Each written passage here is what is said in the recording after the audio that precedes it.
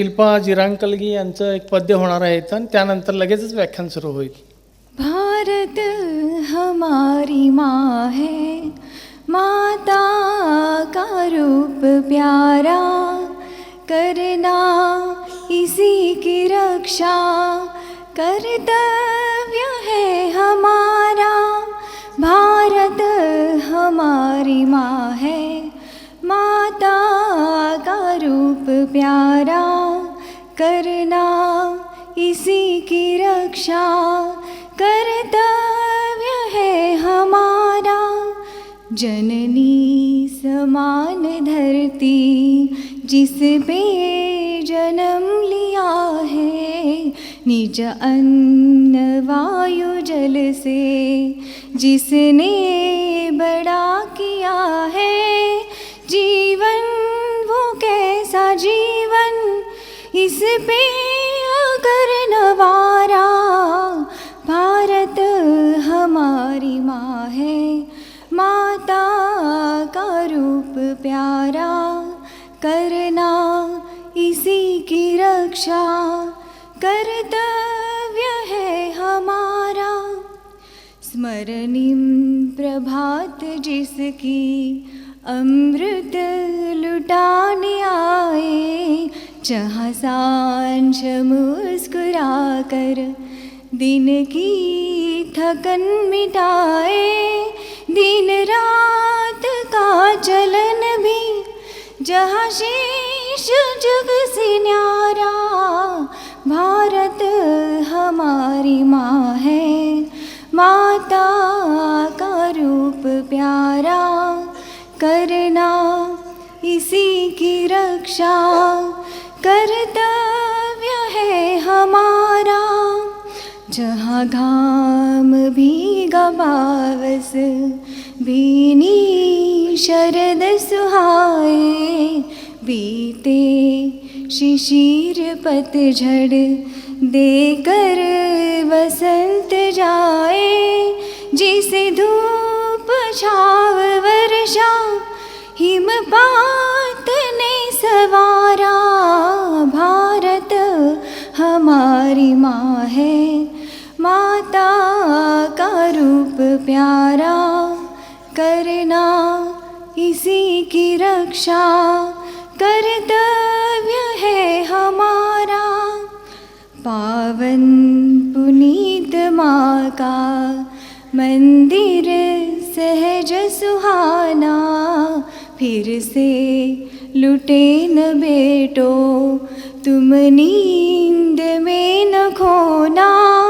जागृत सुतों का बल ही माँ का सदा सहारा. भारत हमारी माँ है, माता का रूप प्यारा, करना इसी की रक्षा कर्तव्य है हमारा. भारत हमारी माँ है, भारत हमारी माँ है, भारत हमारी माँ है.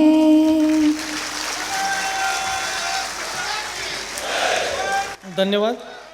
इसके बाद मैं माननीय पुष्पेंद्र जी से विनम्र अनुरोध करता हूँ कि वे अपना व्याख्यान प्रारंभ करें. आप सबका बहुत बहुत धन्यवाद.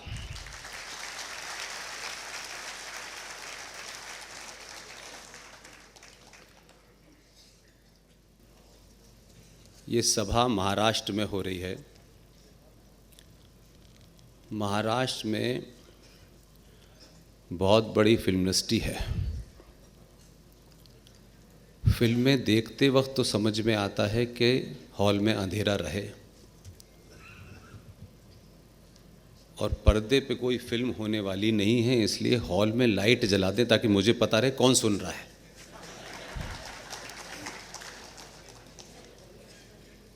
मैं बैठा हुआ था, मुझे कुछ बेटियां और दो एक माँ नज़र आईं जिस हॉल में खड़ी हुई हैं. महाराष्ट्र और शिवाजी की धरती पर माँ खड़ी रहे, और बेटा बैठा रहे, ये ठीक नहीं है। इसलिए जो भी कोई बेटी या माँ खड़ी हो उसको जगह दे दें, और जो लोग इधर साइड में खड़े हैं ये सीढ़ियों पे बैठ जाएं, बैठ के सुने। खड़े होने का काम मेरा है। जहाँ भी जगह मिले बैठ जाएं, और जगह कम पड़ रही हो तो यहाँ बैठ जाएं, कोई दिक्कत नहीं है।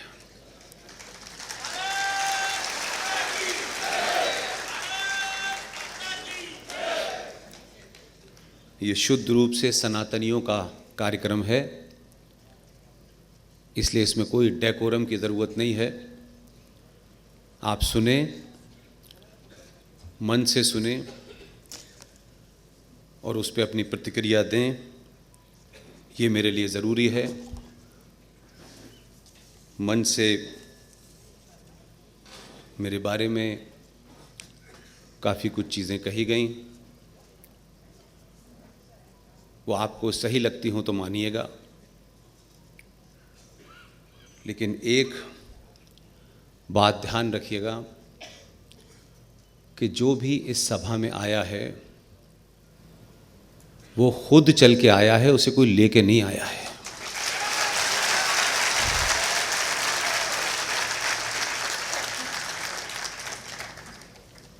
और कम से कम इस आधुनिक भारत में 70-75 साल के बाद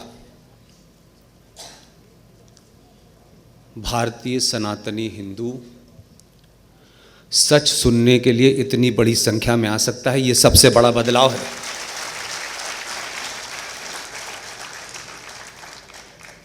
आप सब जानते हैं कि मेरे यहाँ आने और जिन लोगों ने ये प्रोग्राम आयोजित किया है, ख़ास तौर से उनको, मेरे आने से, मेरे साथ तस्वीर खिंचवाने से मिलती हुई टिकट कट जाएगी, ध्यान रखिएगा। इसलिए आप बहादुर लोग हैं कि आपने मुझे बुलाने का रिस्क लिया है। मंच पे आने के बाद मंच से बोलते समय में किसी का नहीं होता, सिर्फ राष्ट्र का होता हूं।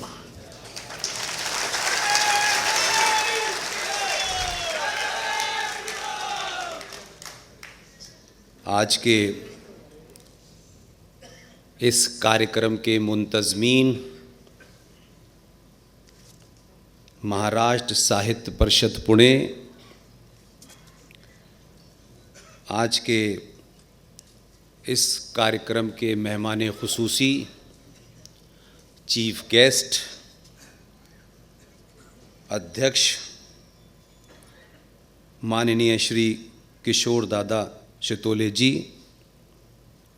अध्यक्ष देवगिरी नागरिक सहकारी बैंक छत्रपति संभाजी महाराज नगर,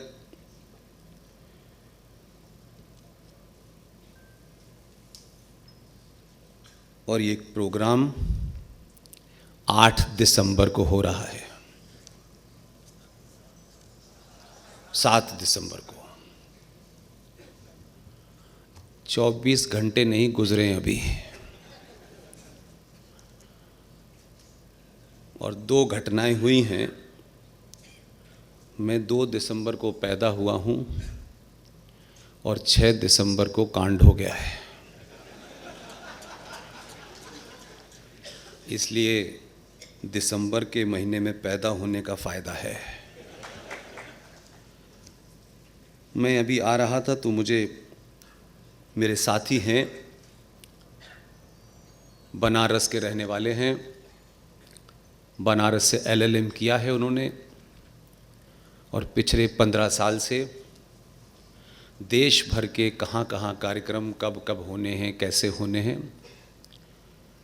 उनका नाम है ओम नरेश यादव, जो इस पूरे सफ़र में उन्होंने अपना कार्य चुन लिया है कि मैं कहाँ जाना है, कब जाना है, कैसे जाना है, प्रोग्राम कौन करा रहा है। उन्होंने मुझे मंच से आने से पहले एक ख़बर दी और उन्होंने कहा कि अभी 6 दिसंबर को गुजरे कोई कुछ ही घंटे हुए हैं। 6 दिसंबर को जो कुछ अयोध्या में हुआ, वहाँ अब कोई अवशेष बाबर का नहीं है, लेकिन फिर भी इस देश में बाबर की कौन सी वो औलादें हैं जिन्होंने कल बंगाल में बाबरी मस्जिद दोबारा से बनाने की नींव रखी है। ये करने की हिम्मत भी इस भारत भूमि में किसी की कैसे हो सकती है? और वो इसलिए हो रही है कि हमको जब बोलना चाहिए तब हम बोलते नहीं हैं, जब चिल्लाना चाहिए तब चिल्लाते नहीं हैं, और जब कुछ नहीं करना चाहिए तब बेमतलब में चिल्लाते हैं। आप इस बात को ध्यान रखें, अभी जो भी कुछ है ये बहुत लंबे समय तक आपके पास रहने वाला नहीं है। इसलिए अगर ये किसी को गलतफहमी हो गई है कि सत्ता बदलने से राष्ट्र बदलेगा, तो ये गलतफहमी दिमाग से निकाल दीजिए। सत्ताएं आती हैं, सत्ताओं को अपनी सीमा में रहना होता है, चाहे वो संविधान हो, संसद हो, जुडिशरी हो, पुलिस हो, सेना हो, ये सारे देश के अंग हैं और ये अपने उन नियमों को मानने के लिए बाध्य हैं, उससे बाहर नहीं निकल सकते। इसलिए जो देश के अंग नहीं हैं, जो देश नहीं चलाते हैं, उनकी जिम्मेदारी है कि वो किसी भी सीमा को लांघ सकते हैं। इसलिए 84 करोड़ सनातनी हिंदुओं की ड्यूटी है कि कम से कम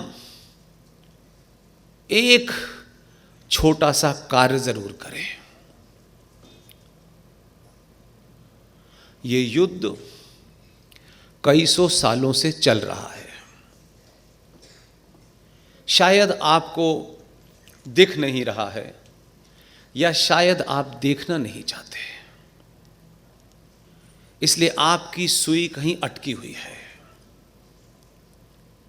भारत आज की डेट में, आज इस समय, जो नेताजी आपको नहीं बताएंगे, क्योंकि उनके पास वोट लेने और वोट बटोरने के अलावा कोई एजेंडा ही नहीं है। इसलिए नेताओं को जिताइए, हराइए, ये आपका काम है।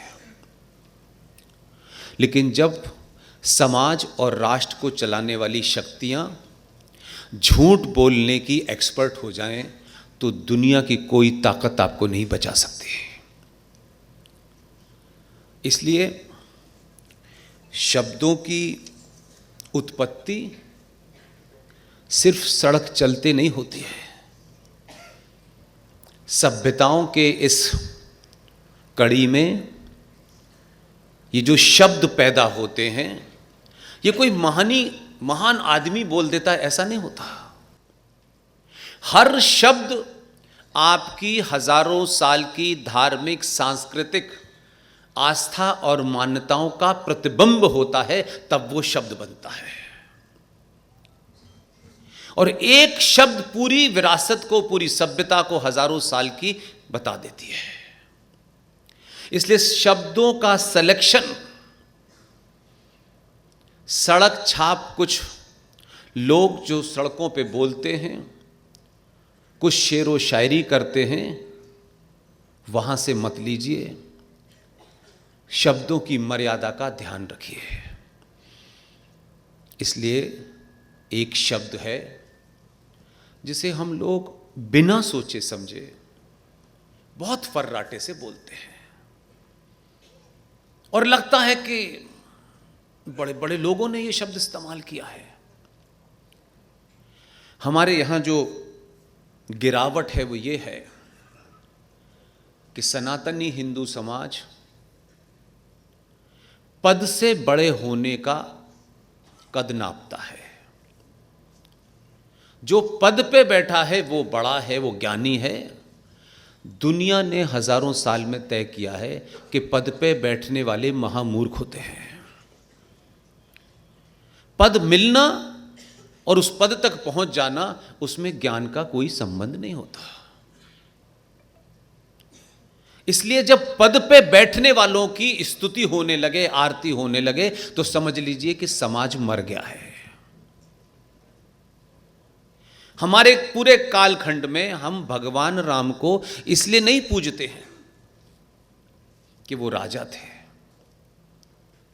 हम हजारों साल के बाद भी आज भी किसी को पता नहीं कि उनके वंशज है भी कि कोई नहीं है, लेकिन हम राम के आगे एक शब्द लगा है, मर्यादा पुरुषोत्तम राम। उन मर्यादाओं को किस तरीके से उन्होंने बचाया और कैसे मर्यादा में रहते हुए काम किया, ये कथावाचक जो आपने चवन्नी छाप शहरों में छोड़ रखे हैं, जो कथा को पैसा कमाने का जरिया समझ रहे हैं, कम से कम कमाएं पैसा, मुझे इसमें कोई आपत्ति नहीं है। मेरी आपत्ति यह है कि राम की कथा सुनाते वक्त उसमें लक्ष्मण जी आ सकते हैं, सीता जी आ सकती हैं, लेकिन मौला मौला अली अली नहीं आ सकता है। इसलिए ऐसे लोगों का बहिष्कार कीजिए जो राम के समकक्ष अली को खड़ा करते हो, क्योंकि आप अली को जानते नहीं हैं, इसलिए आपको लगता है सब अच्छे हैं। नहीं, ये गलतफहमी मुझे नहीं पालनी। इसलिए हम एक शब्द बोलते हैं, आज भी, अभी भी, आज के कार्यक्रम में मंच से बोला गया। इसलिए मैंने कहा कि मैं यहां हूं, आपके पास मेरा लौटने का टिकट है, तब भी मैं ये रिस्क लेता हूं। अगर कोई चीज मेरे सामने सिविलाइजेशन के एंगल से गलत बोली जा रही है, शब्दों का अनर्थ हो रहा है, तो इसलिए कि उन्होंने मुझे बुलाया है, मुझे खाना खिलाया है, मुझे रहने के लिए बुलाया है, लौटने की टिकट है, तब भी मैं उसे स्टेक पे लगा सकता हूं, लेकिन आपके उस बात को मैं पब्लिकली एक्सपोज करूंगा। कहा गया धार्मिक दहशतवाद, ये शब्द पूरे तौर से गलत है।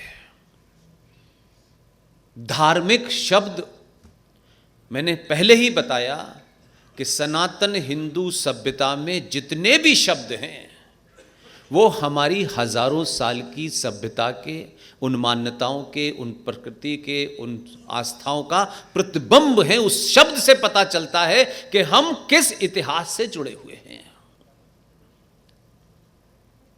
ये धार्मिक शब्द का अर्थ वो नहीं है जो आप कह रहे हैं। इसलिए सारे धर्म बराबर हैं, ये दुनिया का सबसे बड़ा झूठ और पाखंड है। और खास तौर से महाराष्ट्र में,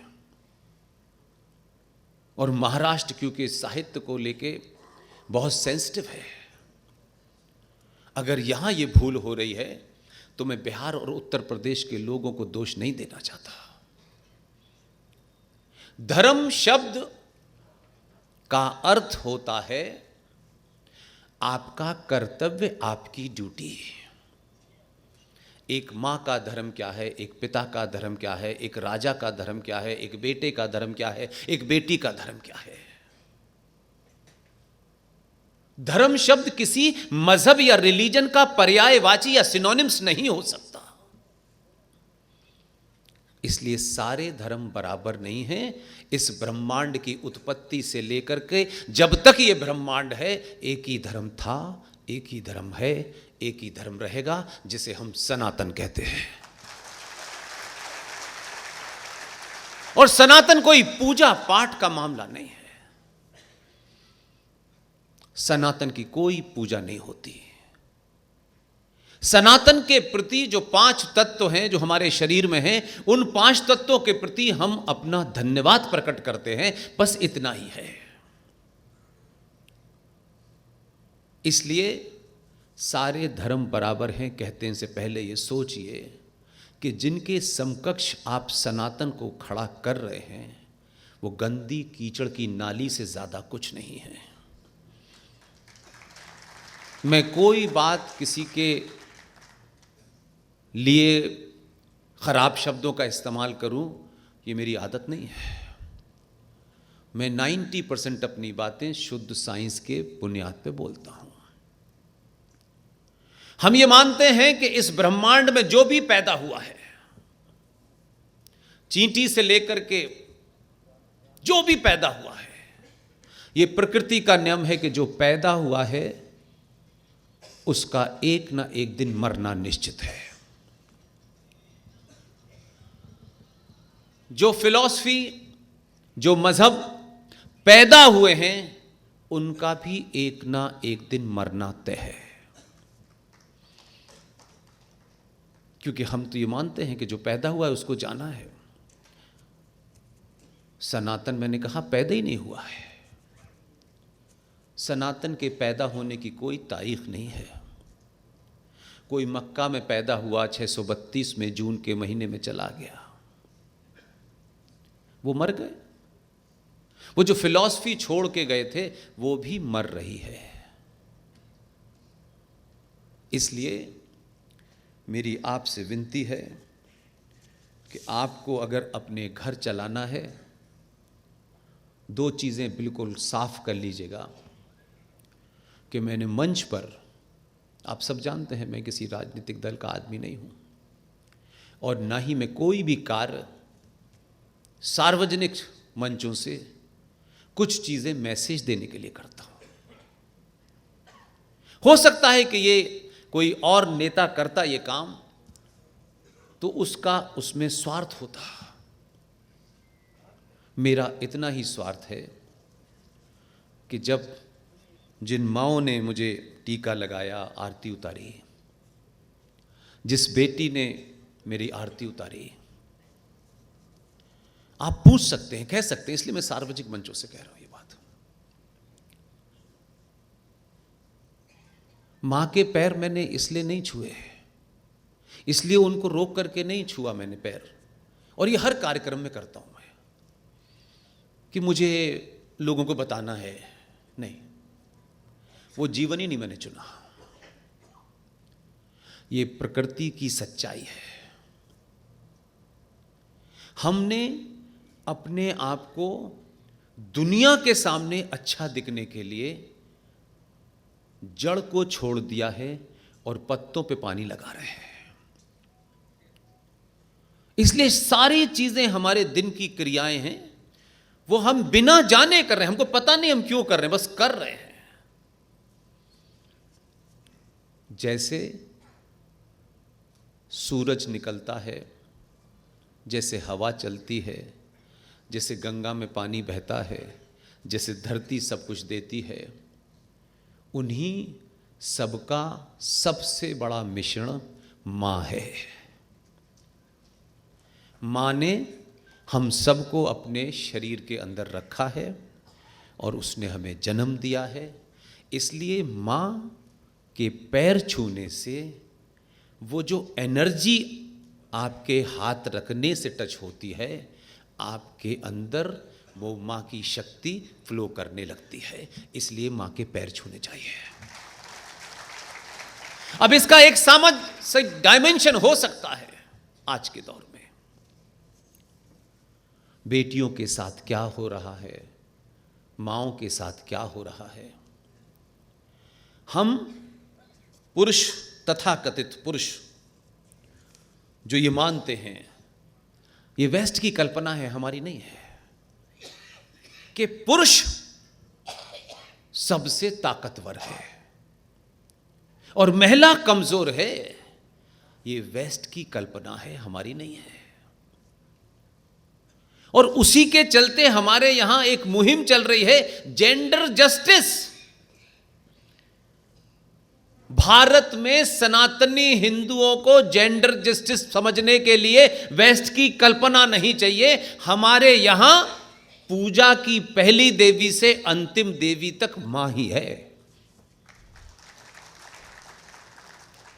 इसलिए मां को जब आपने पीछे कर दिया और पुरुष आगे आ गया, तभी सत्यानाश हुआ। पुरुष बहुत बलवान है, ये किसने बताया? और नहीं हो तो एक्सपेरिमेंट कर लीजिएगा, अपने घर पे कर लीजिएगा। मैं सार्वजनिक मंचों से कह रहा हूं ये बात। आप अपने पति के साथ बैठी हुई हो और एक छोटा सा बच्चा आपके साथ हो और सामने से एक पागल कुत्ता घर में घुस जाए। जैसे जैसे वो कुत्ता आपकी तरफ बढ़ेगा, वो जो पुरुष हैं, जो पिताजी हैं, जिन्हें अपने पिता होने पे बड़ा घमंड है, इतनी लंबी छलांग लगाएंगे कि दुनिया में वर्ल्ड रिकॉर्ड बनेगा। और वहां 500 मीटर की दूरी पे खड़े होकर कहेंगे तुमको समझ नहीं आ रहा, डंडा उठाओ मारो उसको। वहां से बताएंगे, यहां से भाग गए, अब वहां से बता रहे हैं। जिसको आप कहते हैं ना ये वीकर सेक्स है, वो मां अपने बच्चे को बचाने के लिए पागल कुत्ते से लड़ जाएगी। उसको कोई चिंता नहीं इस बात की कि ये पागल कुत्ता क्या करेगा। इसलिए हमारी सभ्यता में वंश मां से चलता था, लेकिन हमको पागलपन चढ़ा और हम पिताजी से वंश चलाने लगे। और उस मां के ऊपर इतना अत्याचार हमने किया, और यह अत्याचार इसलिए किया कि हमें कॉम्प्लेक्स है कि पुरुष बलवान होता है, और वो पुरुष जानता है कि वो बलवान नहीं है, इसलिए अपने अत्याचार करके वो बलवान होने का सर्टिफिकेट देता है। लेकिन इस मां से जरा उसके धैर्य को सोचिए, उसके पेशेंस को देखिए, उसके तहम्मुल को समझने की कोशिश कीजिए। इस सब के बावजूद भी दुनिया में कोई माई का लाल, कोई बड़े से बड़ा अफसर ये बता नहीं सकता है कि मेरा पिता कौन है। दुनिया में मेरा पिता कौन है, मां के अलावा कोई नहीं जानता। और उस मां को पूछिए जो ये जानती है कि इसका पिता कौन है, सिर्फ उसी को पता है। और पिताजी पूरे मोहल्ले में अकड़े घूम रहे हैं, मैं 4 बेटे हैं मेरे, मैं इनका पिता हूं। और वही पिताजी घर में उस पत्नी के साथ अभद्र व्यवहार कर रहे हैं। उसके बावजूद भी वो मां, उसका ये बहुत शक्तिशाली है। 20 साल के बाद भी, इतने अत्याचारों के बाद, जिस दिन उसकी खोपड़ी घूम गई, बेटे को सामने खड़ा करके कहेगी मुझसे 20 साल पहले गलती हो गई थी, ये वाले नहीं तेरे ये वाले हैं, पिताजी पिताजी नहीं कहलाएंगे। उसको बात मत कीजिए। इसलिए मां दुनिया का सबसे बड़ा सच है। पिताजी सिर्फ मां के विश्वास के कारण पिताजी हैं, बाकी उनके पास कुछ नहीं है। इसलिए मां के पैर छूइए, बेटी के पैर छूइए। माओं को और बेटियों को किसी पुरुष के पैर नहीं छूने हैं। उल्टा पहिया मत घुमाइए। सड़क पे चल रहे हो, किसी बाजार में हो, आप किसी मां को जानते हैं नहीं जानते हैं, उसके वेशभूषा से ये तो समझ में आता है कि ये सनातनी बेटी है या सनातनी मां है। ये वो कारण है जिनसे आप सरकार पे, ये सरकार ये करेगी, फिर ये पुलिस करेगी, ये सब कुछ कोई कुछ नहीं करने वाला है, ना उनके पास मैंडेट है। आप उन विपरीत परिस्थितियों में से अपने लिए क्या कर सकते हैं जो आपके हाथ में है। सड़क पे चल रहे हो और आपको लगे कि एक मां जो है, जो देखने में सनातनी लगती है, और 4 गुंडे उसको छेड़ रहे हो, तो आप ये मत सोचिए कि ये मेरी मां है या मैं नहीं जानता हूं। जोर से बोलिए अम्मा मैं यहां हूं, कहां हूं। 4 गुंडों को पता चलेगा इसका बेटा यहां खड़ा है। अनजान बेटी से भी अगर आपको लगता हो कि वो अनजान बेटी है, सड़क पे चल रही है, कुछ लोग उसको घात लगा के देख रहे हैं, जाके उसके पैर छू लीजिएगा, घात लगाने वाले को पता चल जाएगा कि 4-5 लड़के इसके भाई यही मौजूद हैं। लड़ाई लड़ने का वो तो सरकार कानून बनाएगी, फिर ये धारा बनेगी, वो धारा बनेगी, कानून आएगा, ये सब नहीं होने वाला। इसलिए जो आपके हाथ में है वो करिए। मुझे एक बात और कहनी है, क्योंकि 6 दिसंबर कल था। जो समाज अपने इतिहास को, अच्छा हो या बुरा हो, गौरवशाली हो या बहुत खराब हो, इतिहास इतिहास होता है। पता नहीं हमारे यहाँ तो इतिहास सिर्फ इसलिए पढ़ाया जाता है कि इतिहास पढ़ लिया, उसमें पासिंग मार्क आ गए, बस इतना ही है, हमने इतना छोटा कर दिया है। इतिहास इसलिए नहीं पढ़ाया जाता कि उसमें 17 नंबर लाके पास हो जाइए, बस इतना है। इतिहास आपका बुरा भी हो, शौर्य का भी हो, हार का भी हो, जीत का भी हो, तब भी इतिहास इसलिए बार बार पढ़ाया जाता है कि इतिहास की किन भूलों के कारण हम गुलाम हुए, इतिहास की किस भूलों के कारण आपका शत्रु मजबूत हुआ। और जब आप ये सोचने लगते हैं कि नहीं, बुरा इतिहास और अच्छा इतिहास, तो ग्लोरिफिकेशन की तो बहुत बात करते हैं और हार की बातें नहीं करते। जो लोग इतिहास को भुला देते हैं, इतिहास भी उन्हें नहीं याद रखता। इसलिए इतिहास लगातार जानते रहिए, बताते रहिए कि हमारी ये दुर्दशा क्यों हुई। लोग कहेंगे भाई छोड़ो ना, 15 अगस्त में देश बटा, लोग भूल जाओ, छोड़ दो। वो बेईमान लोग हैं। कल किसने मेरे पूर्वज के साथ क्या किया, ये जब तक मेरे अंदर रहेगा, मैं वो गलती नहीं करूंगा जो मेरे पूर्वज से हुई है। इसलिए 6 दिसंबर हुआ, एक पूरे देश में भावना उपजी और इतिहास की जितनी घटनाएं आप पढ़ते हैं, इस आधुनिक भारत के इतिहास की ये पहली घटना है जिसमें न पुलिस शामिल है, न सेना शामिल है, न सरकार शामिल है। सनातनी हिंदू समाज के लोगों ने पहली बार उन मान्यताओं परंपराओं जिस पे वो जीते थे, उनको हैंगर पे टांगा और उनको लगा कि ये ही एक इसका अंतिम फैसला है। सरकारें कानून पे बात करेंगी, तथ्य लाएंगी, बताएंगी। उन्होंने कहा कि सरकार क्या करेगी नहीं करेगी, जो सरकार नहीं कर सकती वो हम कर देते हैं, बाकी काम सरकार करती रहेगी। और 6 दिसंबर की घटना, बहुत सारे लोग यकायक ह्यूमन राइट एक्टिविस्ट पैदा हो जाएंगे आपके समाज में, गलत सही का ज्ञान देने लगेंगे। लेकिन ये जो गलत सही का ज्ञान देने वाले ज्ञानी हैं, ये पहले 500 साल पहले कहां मर गए थे।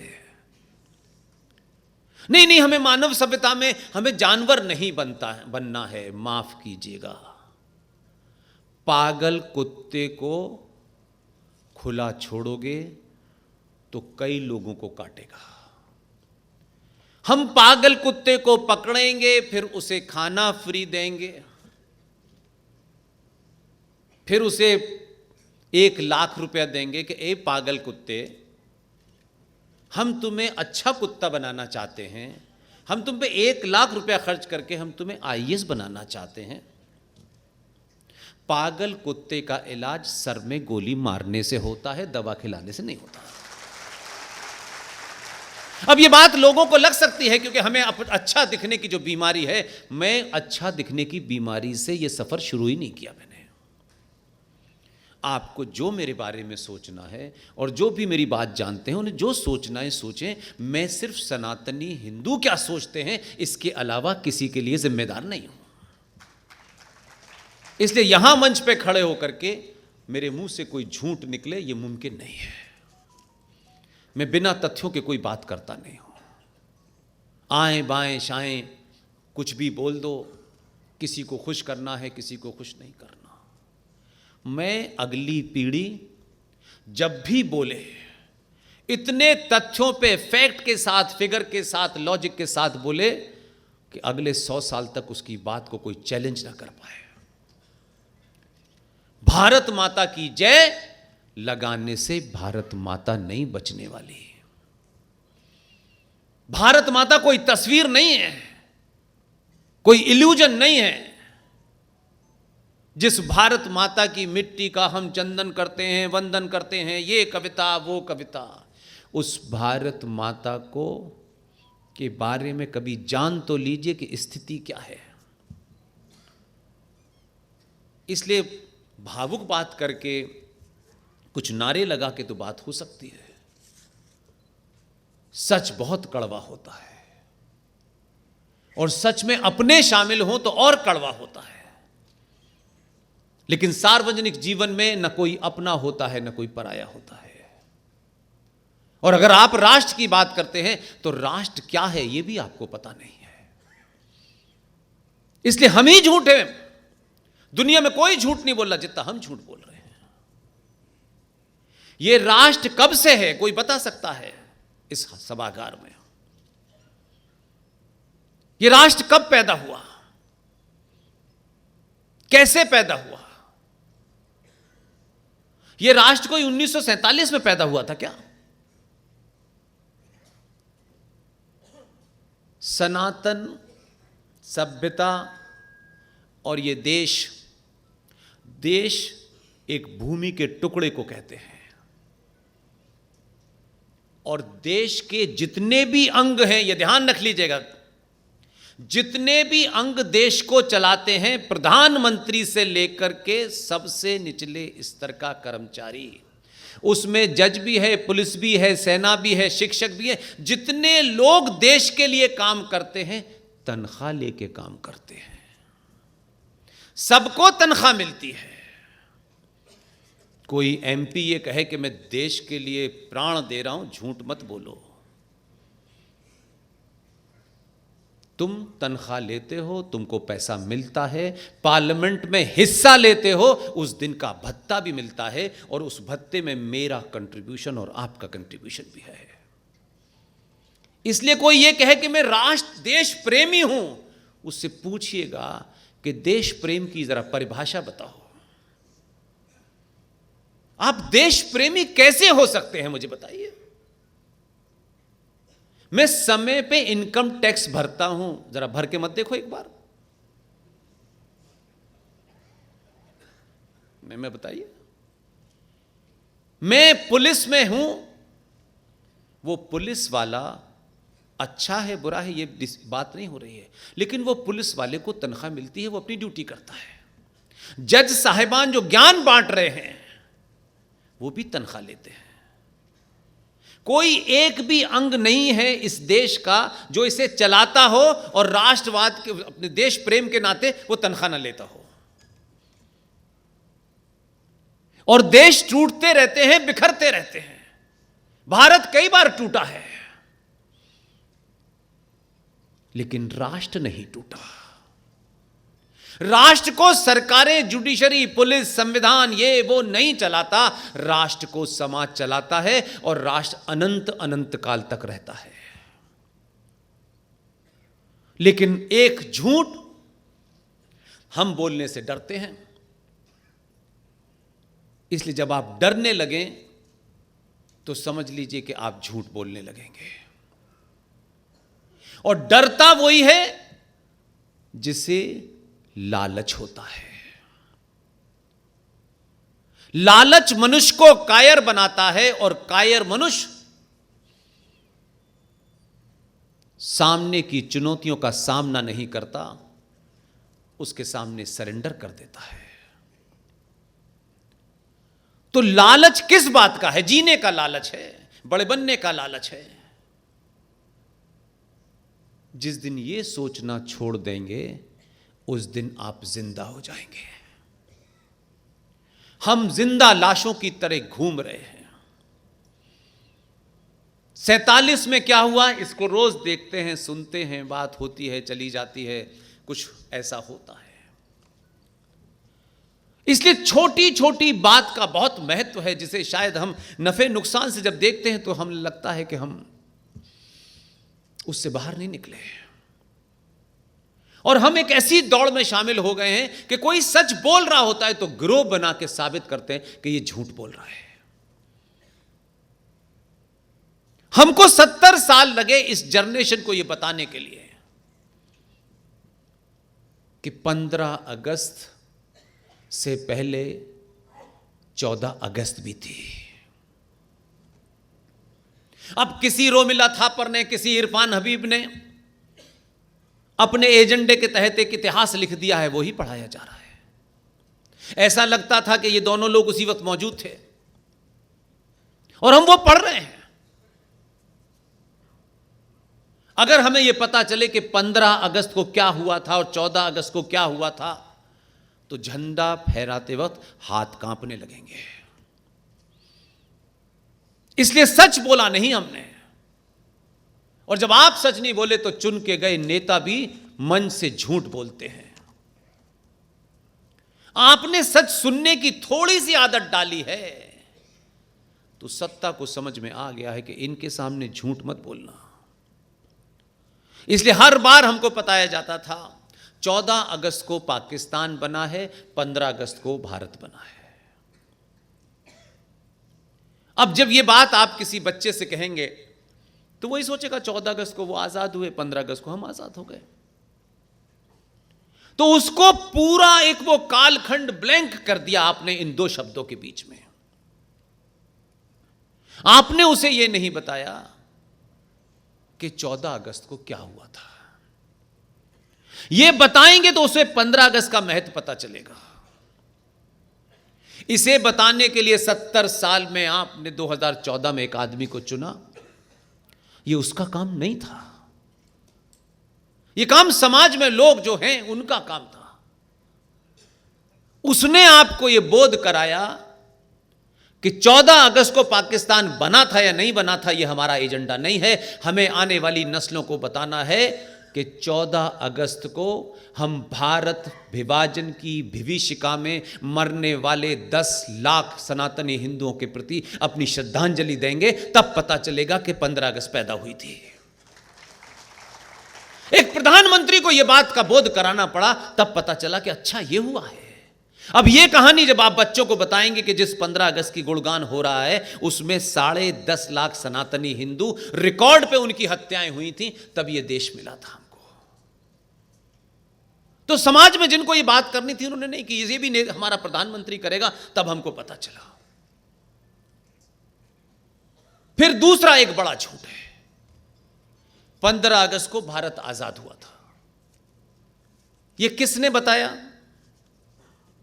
कहां लिखा है, किस दुनिया के डॉक्यूमेंट में लिखा है, मुझे भी तो बताएं जरा। मैं तो 15 साल से ढूंढ रहा हूं, मुझे तो मिल नहीं रहा, और जो मिला उसमें यह है नहीं। आप दुनिया में जाते हैं, अमेरिका, लंदन, जाने कहां कहां यहां के लोग बाहर में जाते हैं और घूमते भारत से आए हैं। हम नहीं थे, आप भी नहीं थे, तब भी न हमने मर्यादा पुरुषोत्तम राम को देखा, ना आचार्य चाणक्य को देखा, ना भगवान कृष्ण को देखा। लेकिन दुनिया आपका सम्मान इसलिए नहीं करती है कि आप बहुत महंगे कपड़े पहने और अंग्रेजी बोलते हैं और बड़ा आपके पास पैसा है और आपने फ्लाईओवर बना लिए हैं, ये कोई फर्क नहीं पड़ता है। दुनिया आज भी आपको आचार्य चाणक्य से, वेद व्यास से पहचानती है। लेकिन वही दुनिया जब आपके बारे में सुनती है, देखती है, तो उनको लगता है ये इतने बौने लोग हो चुके हैं, ये अपने इतिहास को ही नहीं जानते। तो आपने क्या झूठ बोला कि देश भारत, आज आपने टॉपिक भी शायद यही रखा है, भारत का भविष्य। ये भारत कब पैदा हुआ मुझे बताइए, कोई डेट बताइए इसकी। ये तो अनादिकाल से है।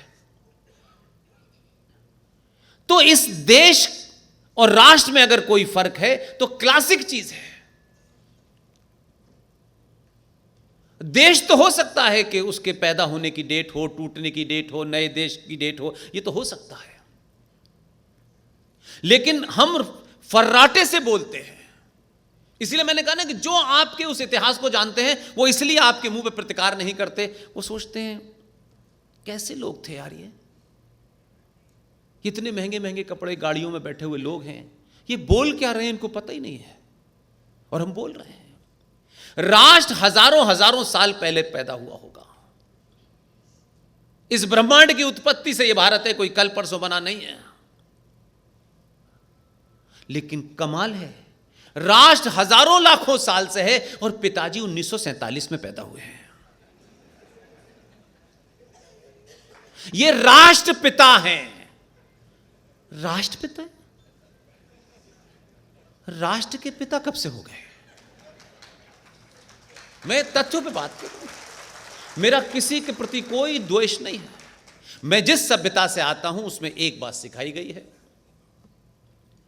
उम्र में जो भी बड़ा है, उम्र में, पद में नहीं, उम्र में जो भी बड़ा है उसका सम्मान होना चाहिए। लेकिन उम्र में बड़े होने के बाद अगर उसने कोई पाप और झूठ किया है तो भाषा की मर्यादा के साथ उसके झूठ को पब्लिकली एक्सपोज भी करना चाहिए। इसलिए उनके प्रति मेरी कोई अपनी राय हो सकती है, उसका कोई सार्वजनिक अर्थ नहीं है। तो आप मुझे बताइए कि जब आप कहते हैं कि ये राष्ट्रपिता हैं हमारे, तो लोग क्या समझें? इस राष्ट्र का कोई बेटा तो हो सकता है, लेकिन ये तो राष्ट्रपिता हैं, तो राष्ट्रमाता का हैं। तो वो देश के राष्ट्रपिता नहीं, किसी देश के हेड हो सकते हैं कि देश 47 में बना, और उनकी अच्छी भूमिका, छोटी भूमिका, बड़ी भूमिका तो हो सकती है। राष्ट्रपिता अगर कोई हो सकता है भारत का, या तो चाणक्य होगा या वेदव्यास होगा। इसलिए जरा सोचिए अपने बारों को। आप छोटे से जरा से कपड़े खराब पहन लेते तो आप सोचते हैं लोग क्या कहेंगे। लोग जब आपको मिलते होंगे तो सोचते होंगे ये भगवान राम की बात करते हैं, चाणक्य की बात करते हैं। लेकिन ये क्या लोग हैं भाई? इन्होंने तो पिता अपना 47 में ढूंढा है। तो झूठ इतने बोले गए हैं कि वो झूठ आपको सच लगने लगे हैं। उसी में एक सबसे बड़ा झूठ है, 15 अगस्त 1947 को भारत आजाद हुआ है। कहां है, किस डॉक्यूमेंट में है, किस बुनियाद पे आपने बोला? 15 अगस्त को हमारे फूल वाले चचा ने कबूतर उड़ा दिए, और वो कबूतर उड़ रहे हैं, और वो कबूतर कहीं बैठ जाते हैं जाके, उन कबूतरों को ही पता नहीं है कहां है। अब वो कबूतर छोड़ दिए, और अंग्रेजी में, ऐसे ही पार्लियामेंट है दिल्ली में, आप लोग ऑलमोस्ट ऐसी है, दिल्ली में 15 अगस्त को उन्होंने भाषण दिया। और कैसे ब्रांडिंग होती है, जैसे मैगी की ब्रांडिंग है ना, ब्रांडिंग पे बिक रही है, उसमें है कुछ नहीं, 2 मिनट में खाओ, 2 मिनट में तैयार, 2 मिनट में हजम, फिर भूखे खड़े हो जाओ। तो ब्रांडिंग पे है कि साहब चचा ने एक क्या स्पीच दी थी, ओह ट्राइन विद डेस्टिनी, ओ बाप रे बाप, धुआंधार अंग्रेजी में। जबकि उस वक्त भारत में लोग हिंदी नहीं समझ पा रहे थे। वो स्पीच दे कैसे रहे थे, किसे दे रहे थे स्पीच? नाम बताऊं? बताने की जरूरत है? अब आप, क्लासिक है ये बात, किसी का निजी टीका टिप्पणी नहीं कर रहा, अपने निजी जीवन में वो क्या करते थे उसके लिए बहुत चर्चा हो चुकी है, मुझे करने की आवश्यकता नहीं है। 15 अगस्त 1947 को जब देश के प्रधानमंत्री ने शपथ ली, ये तो आपने खूब पढ़ा, खूब रटाया गया आपको, लेकिन एक तथ्य और छुपाया गया आपसे। जवाहरलाल नेहरू ने 2 सितंबर 1946 को शपथ ली थी, और उस समय लॉर्ड वॉविल के प्रति अपनी आस्था और निष्ठा प्रकट करते हुए उन्होंने 2 सितंबर 1946 को प्रधानमंत्री पद की शपथ ली थी, यूनियन जैक झंडे के नीचे। कमाल का राष्ट्रवाद था। और फिर 15 अगस्त 1947 को ली। यह सामान्य ज्ञान की बात है कि 15 अगस्त 1947 को भारत आजाद होने का मतलब या तो यह होगा कि अब तुम कुर्सी से हट जाओ, हम बैठे जा रहे हैं। आजाद होने का तो मैं जो मतलब समझता हूं कि जिस दिन से आप आजाद हुए हैं उस दिन से आप अपनी मान्यताओं, आस्थाओं, परंपराओं के हिसाब से कैसा कुछ करना चाहते हैं ये आप तय करेंगे। 15 अगस्त 1947 को जब देश के पहले झूठ और वोट चोरी की बुनियाद पे बना एक आदमी प्रधानमंत्री बना, उसका वारिस आज ये कहता है वोट चोर। ये इसलिए कह रहा है कि हम सब लोगों को यह आदत पड़ गई है कि सुनना है। हम इस पार्टी के नहीं हैं, इस संगठन के नहीं हैं, नहीं होंगे तो हमें चुप रहना है। ये नहीं करना है। पार्टियां वार्टियां टूटती बिगड़ती रहती हैं। कुछ सच ऐसे होते हैं जो पार्टियों में जाने के बाद बोलने से मुंह बंद कर देते हैं, तब आपकी और मेरी जरूरत पड़ती है। इसलिए हम चुप रहेंगे। हमें क्यों बोलना है? इनके लोग बोले नहीं, मैं किसी पार्टी का नहीं हूं, लेकिन मेरे सामने मैं होश और हवास में हूं और कोई झूठ बोल रहा हो तो मैंने फिर कहा मैं किसी पार्टी वार्टी का नहीं हूं। एक आदमी ने यह पूरा एजेंडा चला रखा है वोट चोर, और जिन लोगों को प्रतिकार करना चाहिए उन्हें टिकट की लाइन में लगे हुए हैं, टिकट मिल जाए बस। इतनी राष्ट्र सेवा है कि भाई नहीं नहीं मैं भी राष्ट्र सेवा करूं। भाई मत करो। नहीं नहीं मुझे करनी है आपकी राष्ट्र सेवा। नहीं भाई साहब नहीं करनी है आपको। क्यों हमारे गले पड़े जा रहे हो? जहां हो वहीं काम करो। नहीं उसे टिकट दो कि वो राष्ट्र सेवा करना चाहता है, भाई तू घर की सेवा कर ले अपने। लेकिन ये जबरदस्ती की सेवा हो रही है, इसलिए वो सेलेक्टिव बात बोल रहा है, सेलेक्टिव बात के अलावा बोल ही नहीं रहा। मैं तथ्यों पे किसी बात को चैलेंज करें तो आपका विरोधी अगर थोड़ा सा भी उसके अंदर मैच्योरिटी है, वो ये कहेगा ठीक है साहब इनकी शक्ल मुझे अच्छी नहीं लगती, इनकी भाषा अच्छी नहीं लगती, लेकिन बात तो इन्होंने फैक्ट में बिल्कुल सही कही है। मैं उस तरीके का सनातनी हिंदू पैदा करना चाहता हूं। मैं कुछ नया कुछ नहीं करना चाहता। जब आप इतिहास को पढ़ेंगे नहीं, जानेंगे नहीं, कोई भी मूर्ख आपको बल आचा के चला जाएगा और आप सिर्फ उसे देखते रहेंगे। जिन लोगों को ये कहना, ये पॉलिटिकल मामले पे इसलिए बोल रहा हूं कि उससे मेरा एजेंडा जुड़ा हुआ है, जो बात मुझे आपको कन्वे करनी है। ये वोट चोर हैं या नहीं हैं इसमें अभी साबित होना है, राइट? लेकिन जिनके ये वंशज हैं उनके बारे में बताने के बाद आपका तथ्य मजबूत हो जाएगा। और वो तथ्य ये है कि मार्च 1946 में भारत में कैबिनेट मिशन प्लान आया था। ये सबने पढ़ा होगा। और कैबिनेट मिशन आया और हमारे पिताजी से उन्होंने बात की, क्योंकि वो बाकियों से बात करते ही नहीं थे। उनको मालूम था पिताजी को दे तो पिताजी लठ लेके शुरू हो जाएंगे। पिताजी से उन्होंने ये सब डॉक्यूमेंटेड है। कोई रामलाल श्यामलाल ने किताब लिख दी है, उसका मैं कहीं रफाला नहीं था। ओरिजिनल डॉक्यूमेंट को पढ़ने में बाल सफेद हुए, ज्यादा उम्र का नहीं हूं मैं। और सफेद हैं तो सफेद ही रहेंगे, काले क्यों करने हैं? क्यों करने हैं? जिनको अच्छा लगना है ऐसे ही अच्छा लगूंगा, जबरदस्ती काले बाल कर लो, क्यों करूं भाई? मेरी शक्ल अच्छी लगती है तो मुझे मत देखो, आंखें बंद करके सुनो। तो मेरा सिर्फ इतना कहना है कि जब वो कैबिनेट मिशन प्लान आया मार्च में, तो उन्होंने हमारे पिताजी के कान में कहा कि हम शीघ्र ही सत्ता का हस्तांतरण करने वाले हैं। और बिल्कुल साफ साफ लिखा हुआ है, उसमें कहीं कोई गड़बड़ नहीं है।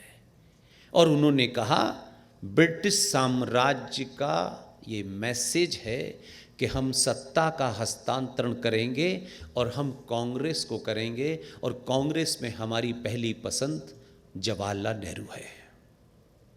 ये पिताजी के कान में कह गए, बाकी काम पिताजी को करना था। मैं इसलिए कह रहा हूं कि ये जो ड्रामे है ना, सत्य और अहिंसा, ना सत्य है और ना अहिंसा है, पाखंड है शुद्ध रूप से। मेरा उनसे निजी कोई झगड़ा नहीं है। लेकिन एक राष्ट्र को इतना बड़ा झूठ फरेब करके कोई जाए, और इसलिए कि वो बहुत महान थे, दुनिया में पूछते। भाई साहब, मैंने कहा ना, मैं शब्दों की, भाषा की मर्यादा के साथ उन्हें खोद के जमीन से खड़ा करूंगा और बताऊंगा तुमने क्या किया। आपने कुछ अच्छे काम किए होंगे, मुझे उसमें मतलब नहीं है, जिससे मैं इफेक्टेड हूं मैं उसकी बात कर रहा हूं। उनके जाने के बाद आनन फानन में, ये बात इसलिए आपको बैकग्राउंड बता रहा हूं कि 23 मार्च 1940 को जो आज पाकिस्तान है, उस पाकिस्तान के शहर लाहौर में मुस्लिम लीग की अधिवेशन हुआ, और मुस्लिम लीग के अधिवेशन में वहां जो जिन्हा ने ये कहा कि जो सच्चे मुसलमान हैं वो हमारे साथ हैं, और जो नकली हैं वो कांग्रेस के साथ हैं, ये उसने कहा। तो यहां जो हमारे यहां लोग थे, इन्फीरिटी कॉम्प्लेक्स के शिकार होते हैं, जिन्हें अपने फटे कपड़े पे गर्व नहीं होता, जिन्हें अपनी टूटी साइकिल पे गर्व नहीं होता, वो बड़ी गाड़ी खरीदने से अपने आप को बड़ा बनना चाहते हैं। इस इन्फीरिटी कॉम्प्लेक्स में कि 23 मार्च 1940 को लाहौर में जब सभा हुई मुस्लिम लीग की, तो उन्होंने अध्यक्ष चुनने के बाद जिन्हा को कहा, जिन्हा ने कहा कि साहब जितने नकली मुसलमान हैं वो कांग्रेस के पास हैं। इन्होंने तत्काल, इनको लगा अरे हमारे बारे में ये बात, इससे तो नुकसान होगा। तो झारखंड की राजधानी क्या है? रांची। रांची से 100 किलोमीटर दूर एक जगह है जिसे रामगढ़ कहते हैं। आनन फानन में कांग्रेस का अधिवेशन रामगढ़ में बुलाया गया, और 1940 में बिना कुछ देरी किए हुए वो जिन्हा का डायलॉग इनको इतने कॉम्प्लेक्स में ले आया कि कहीं हमारे ऊपर दाग न लग जाए, और मौलाना अबुल कलाम आज़ाद को कांग्रेस पार्टी का अध्यक्ष चुना। और वो अध्यक्ष का पद 2 साल के लिए होता है, लेकिन इन्फिनिटी कॉम्प्लेक्स इतना था कि कहीं कोई हमारे दामन पे मुसलमान विरोधी होने का दाग न लगाएं। तो 6 साल तक मौलाना अबुल कलाम आज़ाद कांग्रेस पार्टी के अध्यक्ष रहे। अब क्योंकि बात आगे बढ़ गई थी, अब जिन्हा पीछे चला गया था, अब गोरों ने कन्वे किया था। तो आप सोचिए कि मैंने शुरू में कहा खराब सब जगह होते हैं, कोई एक पार्टी का, एक संगठन का ठेका नहीं है। लेकिन मैं पहले दिन से यह मानता हूं कि उस पार्टी में किसने क्या किया ये एक अलग बात है, लेकिन उस पार्टी में उस दौर में ऐसे भी लोग थे जो वो काम करके गए उतनी विपरीत परिस्थितियों में, तो आज के हिंदुत्व से ज्यादा बड़ा काम करके गए। कांग्रेस पार्टी के चुनाव की घोषणा हुई 46 में कि यकायक कराना है, क्योंकि वो अंकल सैम कह गए हैं कि हम सत्ता का हस्तांतरण करेंगे। तो जब कांग्रेस पार्टी के चुनाव की घोषणा हुई कि नया अध्यक्ष चुनना है, क्योंकि पंडित जी हमारे पिताजी के कान में कह गए थे कि नेहरू को बनाना, तो नेहरू तो उस समय अध्यक्ष नहीं थे, मौलाना आजाद थे, उन्होंने इस्तीफा दिया और नए अध्यक्ष के चुनाव की घोषणा की गई। तो कांग्रेस पार्टी ने जो 3 नाम भेजे उसमें चचा का नाम ही नहीं था। थे राष्ट्रवादी के नहीं थे, वो जानते थे कि इनको बनाने से क्या होगा। उन्होंने अपनी शक्ति में जो वो कर सकते थे उन्होंने किया। वो कौन 3, 4, 10, 5 लोग थे जिन्होंने हमारे चचा का नाम ही नहीं दिया कि कांग्रेस पार्टी के नए अध्यक्ष पद पर वो लड़े। और जब नाम नहीं दिए तो पिताजी अपना लठ लेके गए और अपना जो उनका अंदाज है रोने धोने टाइप का सा, CWC की मीटिंग में कहा नेहरू मेरी पहली पसंद है। अब हमें ये नहीं पता था कि ये भी शौक है उन्हें, बाद में पता चला कि नेहरू उनकी कौन सी पसंद है। तो आप सोचिए कि CWC ने नाम दे दिया क्योंकि पहली पसंद थे, दूसरी तीसरी का भी पता चला नहीं है। तो सोचिए कि उस समय के कांग्रेस के लोगों ने नेहरू का नाम दोबारा भेज दिया कि नेहरू, पटेल और पट्टापी, पट्टाकी के साथ में 3 लोगों का नाम भेजा कि इनमें चुनाव होगा। और उसके बाद वोट डाले गए। तो देश में 15 प्रांतीय असेंबलीज थीं, वहां से कांग्रेस पार्टी के वोट पड़े। अब इस घटना को पूरे फैक्ट पे जाइए, तब आपको पता चलेगा कि अगर वो उधर भी थे तो उन्होंने बड़ा रिस्क लिया। 15 वोट पड़े, 2 वोट इनवैलिड हुए, 1 वोट आज की भाषा में, 2 वोट नोटा आज की भाषा में, 1 वोट पट्टाभी सीतारमन को मिला और बाकी बचे 12 के 12 वोट सरदार पटेल को मिले। ये तो सबको पता है, ये सबको पता है। सवाल ये है कि वो कितने बड़े राष्ट्रवादी थे कि पिताजी को पिताजी कहते रहे, लेकिन पिताजी के कहने पे वोट एक भी नहीं दिया, कि वो जानते थे कि ये क्या काम करेगा, इसलिए उनको नहीं जिताया। और ये हमारे दौर की बीमारी है कि जो लोग बहादुर लोग होते हैं, जो पुरुषार्थी होते हैं, जो अपनी लाइन अपने आप खींचते हैं, किसी दूसरे की लाइन पे चल करके बड़े नहीं बनते, उनके अंदर एक एटीट्यूड में यह आ जाता है कि उनको कोई फर्क नहीं पड़ता। तो लठिया लेकर के गए और पटेल से कहा, नेहरू की हार मेरी हार है। और जो बहादुर लोग होते हैं, जो अपना जीवन अपने आप तय करते हैं, किसी को दिए हुए भीख से पदों से नहीं जीते हैं, उन लोगों का एटीट्यूड ऐसा होता है, और यह हर दौर में ऐसा हुआ है। गांधी जी का सम्मान करते थे, गांधी जी ने उस सम्मान को पूरी तरह से एक्सप्लॉइट किया, और जैसे ही पटेल से कहा कि नेहरू मेरी पली पसंद है, उन्होंने खट से पद छोड़ दिया। और वोट चोरी तो आज हुई है, वोट चोरी से देश का पहला प्रधानमंत्री बना है। जिसको एक भी वोट नहीं मिला वो अध्यक्ष बना, बाद में देश का प्रधानमंत्री बना। बताइए चोरी किसने की है? उनके वारिस कह रहे हैं? और हम चुप हैं। आज की तो हमको नहीं पता, ये तो तुम्हारे ही लिखा इतिहास है, तो बेचारे आरएसएस वालों ने नहीं लिखा है। ये तो विश्व हिंदू परिषद ने नहीं लिखा है, जो डॉक्यूमेंट 3 मूर्ति के अंदर रखे हुए हैं। तो कभी कभी आपको भीड़ से हट करके कुछ कहना की जरूरत पड़े तो डरिएगा मत कि आप अकेले हैं। आप नहीं भी रहेंगे, हो सकता है कि जीते जी आपको वो लोग न सुने और कहें कि क्या पागलपने की बात कर रहे हैं। लेकिन मेरा दावा है, न सरदार पटेल मेरे रिश्तेदार हैं, न सुभाष मेरे रिश्तेदार हैं, न सावरकर मेरे रिश्तेदार हैं। कोई सभा नहीं है मैं इनके बारे में नहीं बोलता हूं।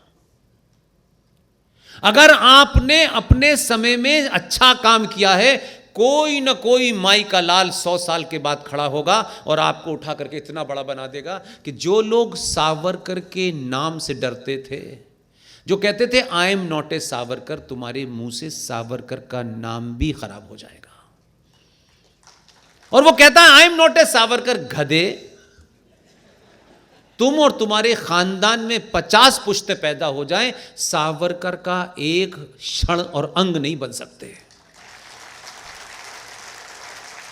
इसलिए सावरकर को गाली दे करके वीर पूर्व माफी वीर जने क्या क्या शब्द कह रहे हो, इसी में भी तथ्य छुपा हुआ है। इसलिए जो इधर हैं, जो राइट पे बैठते हैं, कहते हैं हम राइट विंगर हैं, जरा उन्हें भी ठीक होना चाहिए। सावरकर के बारे में बताया जाता है कि उन्होंने माफी मांगी, उसका कोई तथ्य दो, लेकिन जिसने माफी मांगी उसके बारे में आपको क्यों नहीं पता है? ये जो चचा जान थे ना, इनको बड़ा राष्ट्रवाद सूझ रहा था। ये लड़ते लड़ते पंजाब की नाभा तहसील के अंदर घुस गए। नाभा पंजाब में है। उस रियासत में जाके इन्होंने अपना आजादी का आंदोलन चलाया। नाभा के राजा ने इसको पकड़ा और जेल में डाल दिया। अब करें क्या? तो वहां से उनके जो पिताजी थे चचा के, वो चिट्ठी लिख रहे हैं, ऑल डॉक्यूमेंट इज अवेलेबल। वो वॉइस राय को चिट्ठी लिख रहे हैं, मेरे लड़के को छुड़वा दीजिए। और अगर आप सच्चे हैं, उस चिट्ठी की कॉपी करके 24 अकबर रोड जो उनके पूर्वज थे वहां लगा दीजिए। नाभा के राजा से कहा गया कि किसी तरह छोड़वाइए।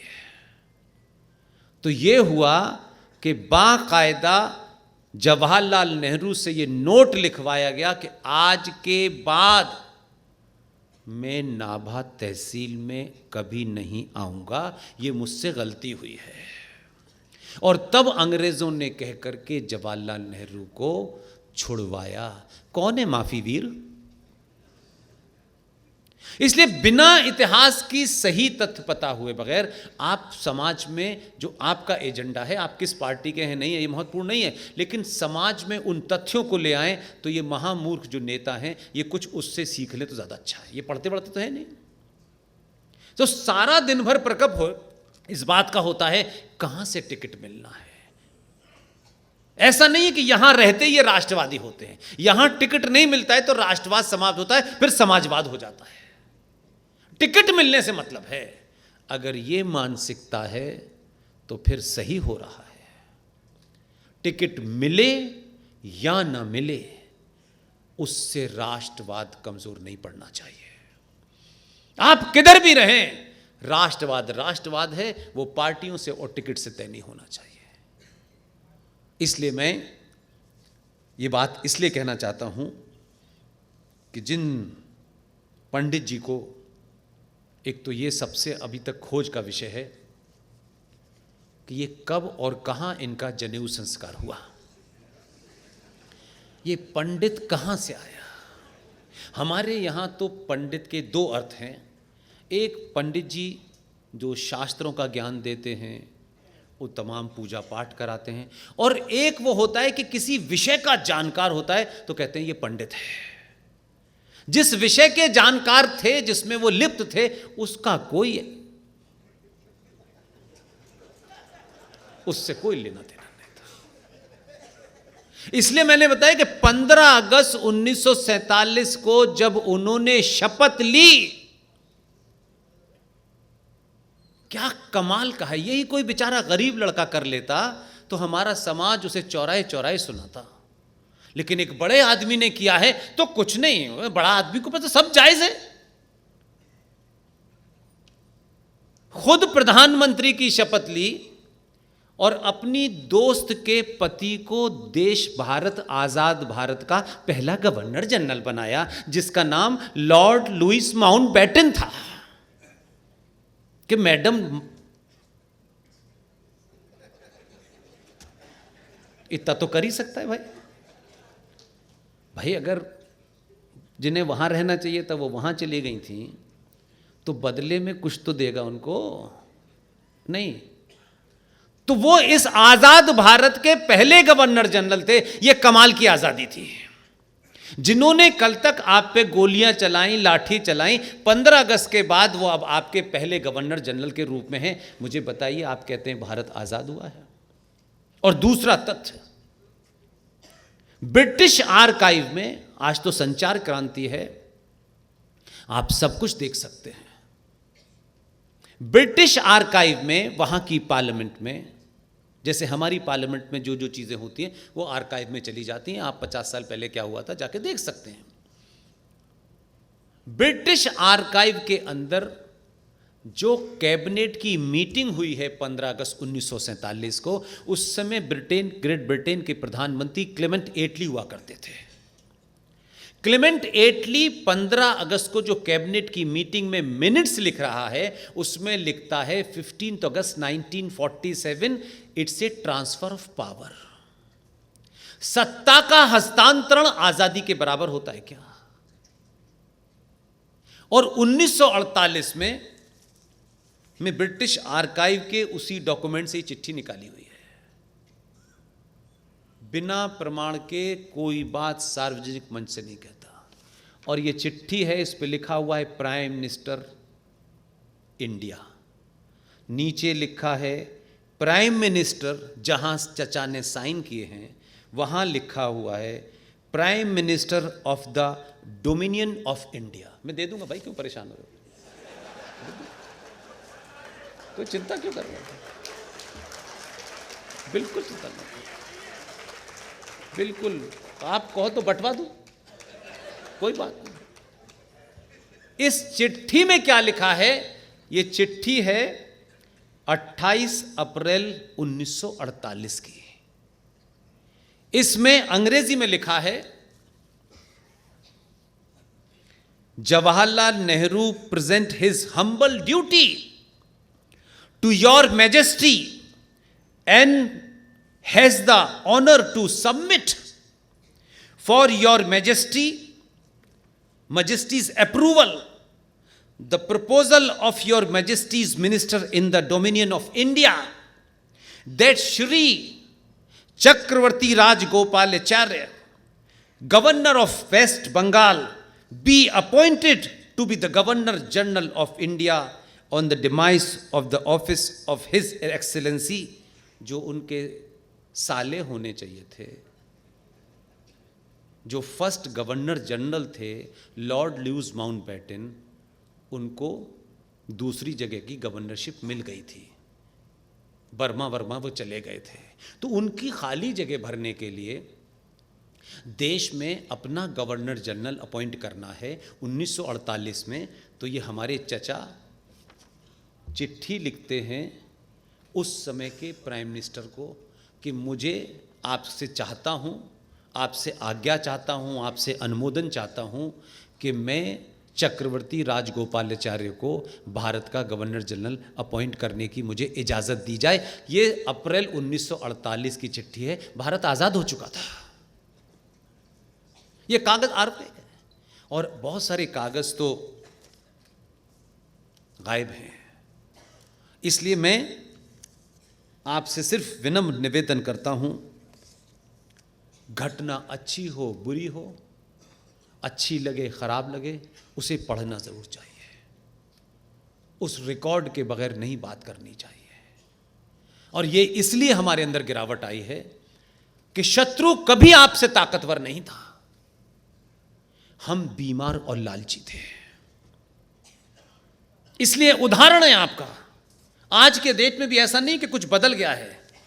धड़ल्ले से लोग सड़कों पे झूठ बोल रहे हैं और हम झूठ बोलने वालों को करोड़ों करोड़ रुपया बांट रहे हैं।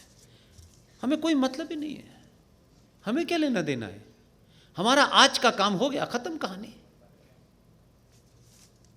भगवान राम 4 भाई बहन थे, बहन तो थी नहीं कोई। और उस समय एक इस्लामिक राजा था जिसका नाम था शाहजहां, उसके भी 4 बेटे थे। ये मैं अपनी बात को रखने के लिए ये बात आप तक पहुंचा रहा हूं।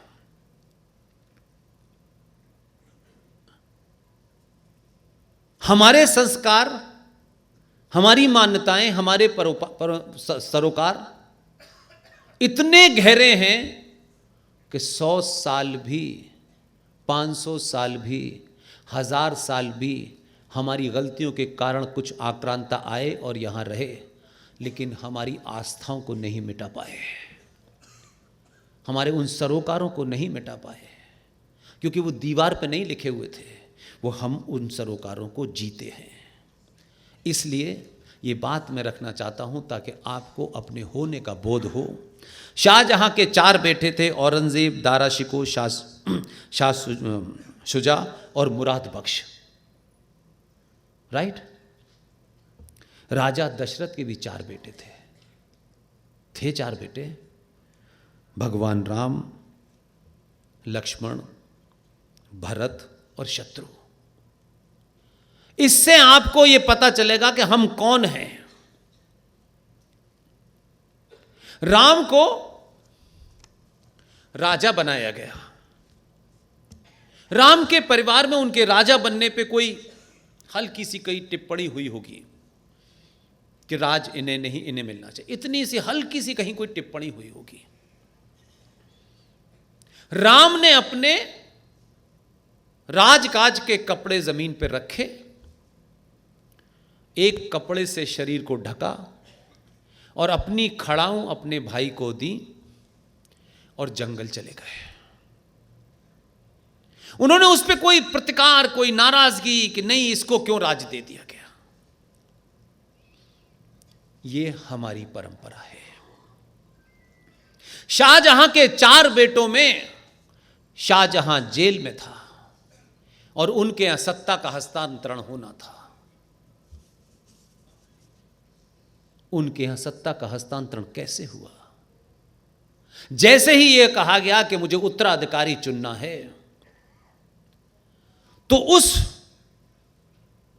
औरंगजेब को, आप सोचिए, आज हमारे यहां दारा शिकोह के बारे में कुछ कुछ आपको पता चल गया है, तो आईकाश सड़क का नाम दारा शिकोह रख दिया है।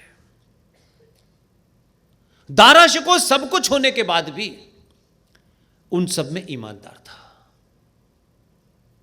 जैसे ही यह अनाउंस किया शाहजहां ने कि मेरी गद्दी दारा शिकोह को मिलेगी, औरंगजेब ने तलवार उठाई, गर्दन काटी, थाली में सर रखकर अपने बाप को भेज दिया, यह तुम्हारी परंपरा है।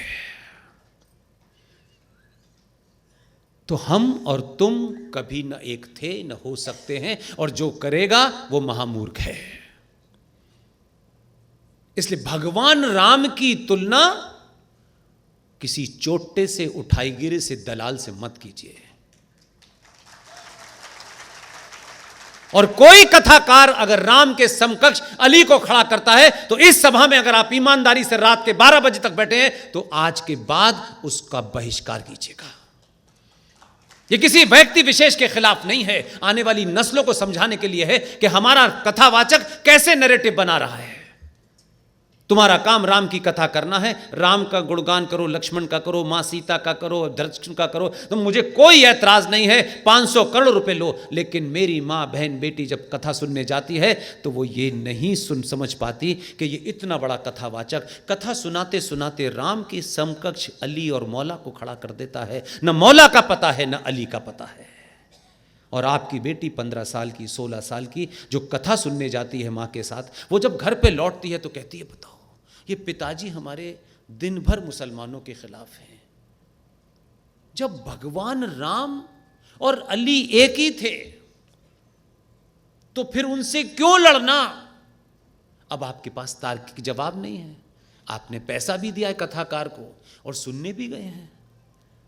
कुछ दिन के बाद वो अली के साथ चली जाती है। फिर ध्यान, ओहो, ये तो लव जिहाद हो गया।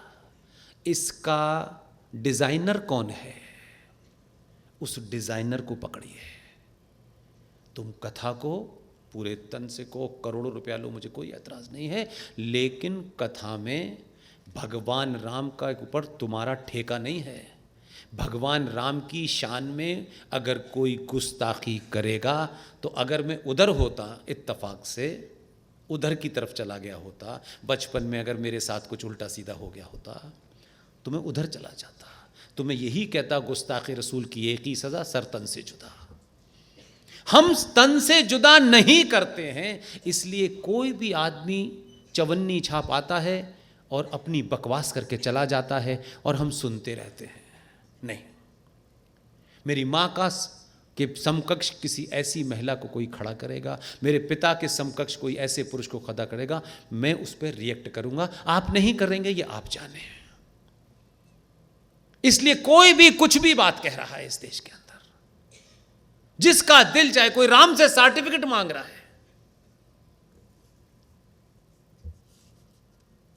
और आपको शौक लग गया है कव्वालियां सुनने का, शेर व शायरी सुनने का। वो शायर मर गया, ये बात अलग है। आप ही सुनते थे और आप ही ताली बजाते थे। इसलिए मैंने कहा, ये जो सूडो किस्म का, ये दिखावे किस्म का जो हिंदुत्व है, ये नहीं चलने वाला। सच बोलना ही हिंदुत्व है। सच कितना भी कड़वा हो और सच कितना भी खतरनाक हो, सच सच रहेगा। आप उसे अपने हिसाब से वेरीफाई नहीं कर सकते। इसलिए सारी समस्याओं की जड़ यह है कि सनातनी हिंदू झूठ बोलने का, झूठ सुनने का और झूठ खाने का एक्सपर्ट हो गया है। और उसे लगता है कि नहीं, मैं मंदिर जाता हूं। मंदिर जाने से आपके सनातनी होने का कोई संबंध नहीं है। अपने दिल पे हाथ रख के पूछिएगा, मंदिर कब जाते हैं आप? आप मंदिर भी जब जाते हैं जब कोई संकट आ जाता है। और आप मंदिर जाते वक्त 2 चिट्ठियां जेब में लेके जाते हैं। एक राम मंदिर को चिट्ठी पकड़ाई, एक हनुमान जी को पकड़ाई, और दोनों ने आपका काम नहीं किया, आप मंदिर बदल देते हो अगली बार। ये सच कह रहा हूं मैं भाई। तुम्हारी अनंत इच्छाओं की पूर्ति के लिए मंदिर नहीं बना है। मंदिर में जाने से उस मंदिर के अंदर जो ऑरा है, जो रेज निकल रही हैं, वो आपके मन को, उथल पुथल को शांत करती हैं और आपको थोड़ा धैर्य पैदा करती हैं, और आपको थोड़ा डिस्टर्ब होते हैं वो ठीक हो जाता है। उसमें भगवान की कोई कृपा नहीं है। ये मंदिर अनंत अनंत काल से साइंटिफिक लेबोरेटरी के रूप में थे। ऐसा नहीं होगा। अच्छा, आप ऐसे नहीं है कि देश के सरकारी बाबू को ही आप रिश्वत देते हो। आप अपने काम के हिसाब से भी भगवान को रिश्वत देते हो। बड़ा काम है तो मैं सोने का हार चढ़ाऊंगी, छोटा मोटा काम है तो अंगूठी से काम चल जाएगा। आपने ये खुद ही तय कर रखा है।